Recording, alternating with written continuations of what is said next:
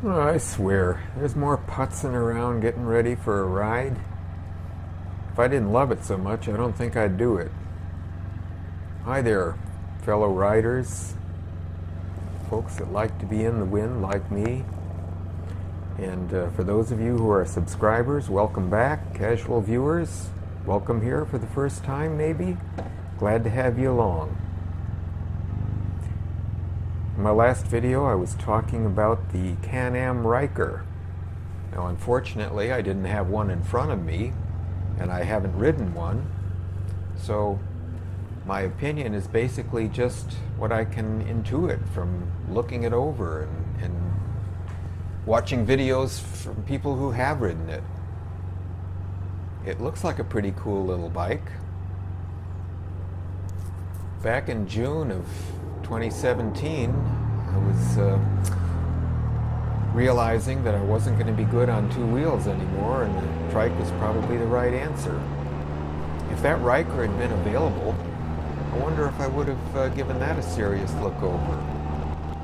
Now, I really like my F3. It doesn't have all the bells and whistles of the touring models, but as I go along, I'm adding things here and there, like the little X grips I have for my GPS. There's another one which is currently a little bit to the left, which would be where I would plug in my iPhone if I wanted to do that. Most of the time the iPhone winds up in my pocket, so it stands empty. But if for some reason I wanted to have my iPhone hooked up, that would be the place to do it, so I could take a telephone call if one happened to come in, one that was maybe really critical. More than likely it'd be a 900 number or an 800 number, somebody wanting to sell me something. And it seems like over the last couple of years or so, there's been more of that than just about anything else. It gets pretty annoying. At home we screen calls, and if it's an 800 or a 900 number, we probably just don't take it. If it's something that's really important and it's a number we don't recognize, hopefully whoever's calling will leave a message. Or, now that we live in the 21st century, send a text. Hey, I tried to get a hold of you. You didn't answer, so this is what I want you to know. Great, I'm cool with that. This is Route 68. Not a very great road. Not much in the way of twists and turns like Route 360 or a lot of the other roads I like to ride on. This is a kind of what I call an A to B road. This will get me from here to there, and that's fine. Gotta have them. At least it's not a 4-lane expressway, so there's a little bit of interest to it. I was thinking that probably soon I'm going to do another walk around of the Spyder and give you a little closer look at the things I've added to it, and to let you know where I purchased them. It's good things to know. Now, Great Rides uses those, I think they're called shad bags, and man, those are expensive. I think they're around $700. A little more than I think I want to spend. But come next year in the fall, like October, there's going to be another Spyder rally, I think, over in North Carolina. And John and Miriam went to it last year, last time, this year, and they had a great time. They said they're going to spend a little more time in this part of the country. Hopefully, finally, we can meet up and get to know each other a little bit better. I'm sure looking forward to that. Part of the fun of riding these machines is the other people that you meet. Sure, two-wheelers also, trikes especially, and Can-Ams, absolutely. This is Madison we're pulling into here. I don't know that it's famous for much of anything. It has a pretty decent restaurant called The Porch. It's sort of Italian food, and well, not the best Italian food I've ever had, that's for sure, but I've lived in some places where Italian food is majorly good, and one of those places is Chicago. Lo and behold, there's a new Italian restaurant just outside of Knoxville called Rosati's. And this is a real Chicago guy making the deep dish pizza, just like I remember from back in the day. And man, that is some good stuff. I'm so glad that he's here with his family, and good Italian Catholic family, and they are treating the people here to deep dish pizza like you would not find here.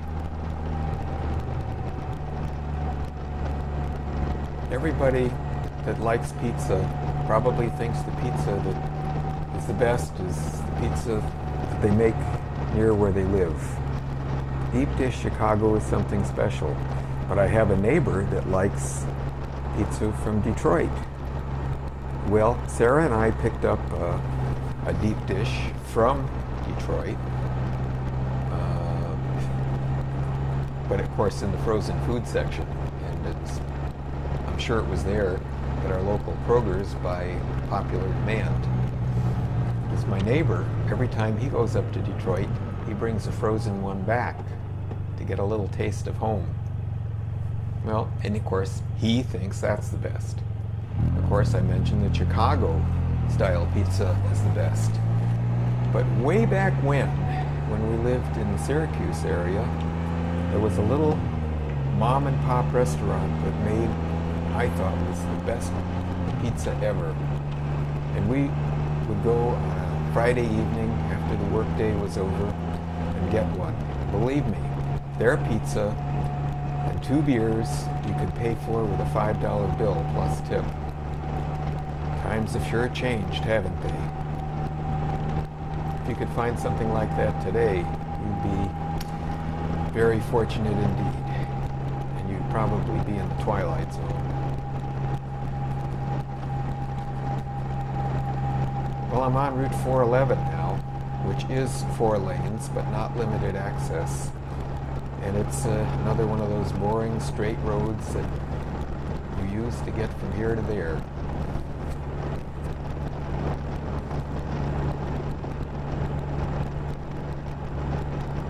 I'd like to hear about some of your favorite roads. Great Rides always talks about the great roads he rides on. And he goes out into the country on those little 2-lane country roads and names off some of the towns that he goes through, and man, with the color change and everything, they're beautiful. It's great that he can share that with us all. Some of the best things along Route 411 are probably not in Madisonville.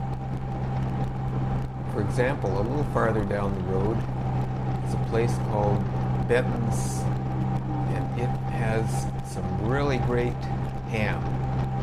If you are a connoisseur of ham, this would be a place you would want to go. They have other things too. They do some for real butchering there, and we've gotten some great steaks. Some of them have been mediocre, and some of them have been outstanding. We've also got fresh eggs. This was kind of cool because it was from a local farmer, small-time farmer, that had eggs, and he wanted to use Benton's as an outlet for selling them. When I opened up the box, it was the funniest thing I ever saw. You know how when you open up a dozen or a half dozen eggs, they all pretty much look uniform, one pretty much like the one next to it? These were like all different, so I'm guessing that they had come from different hens. And some of them were on the smallish side, so I'm guessing they were probably from pullets. But they all tasted fine. They had nice yolks, kind of orangey in color, some more bright yellow, and it tasted pretty good. And they were dirt cheap. I think it was about $2 for the dozen. You can't do much better than that.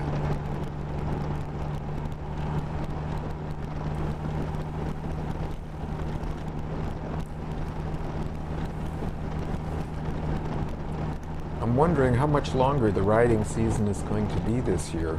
You just never know. We're having some colder weather moving in starting tomorrow, and the high temperatures in the 60s will probably be a thing of the past for a while. probably looking at high in the low 50s and maybe even lower than that. I just ordered some electric gloves, and it was at a price that even if they were lousy, it was hard to pass up. It was like $39.99, and I read the reviews, and they were all 4 or 5 stars, and people were thinking they were just great. And they weren't using them just for riding motorcycles, they were also using them for, hey, when I go out to shovel snow, I put these on and they keep my hands toasty warm. Well, we'll see on a 30-degree day how toasty warm they keep my hands. Supposedly there's a connection under the left lateral compartment that has a connection for accessories. And I found the wire, but I couldn't find a connector. So I'm going to try to trace that down. I hope it doesn't mean you have to cut the wires and splice in. But I know that anything that's related to the wiring on this bike that's part of the CAN bus system, you don't want to fool with. Because as Sean reported in a recent video that he did, he had to pick up a customer whose bike had gone dead, and sure enough, some of the auxiliary lighting that they had put on had tapped into the CAN bus system, and that's something you do not want to do. Certainly not if you want to get left on the side of the road. But anyway, I digress. Glad you're riding with me. I'm having a great time making videos, and I hope you'll hit the like button and subscribe. If you don't like it, that's fine too. Hit the dislike button.